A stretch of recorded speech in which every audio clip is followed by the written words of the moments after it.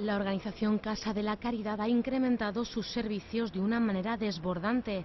En lo que llevamos de año respecto al año pasado, se han multiplicado por 8 los servicios de asistencia y sigue creciendo en un 20%. La situación es difícil, que la situación es comprometida, que estamos desbordados total y absolutamente en nuestra acción social.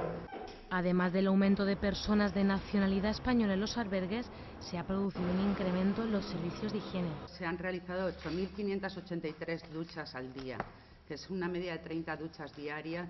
La entidad, además de atender a personas sin techo, también asiste a personas sin recursos económicos, a consecuencia de la crisis económica. Personas que no tienen hogar, personas que no tienen familia, personas que tienen precariedad económica.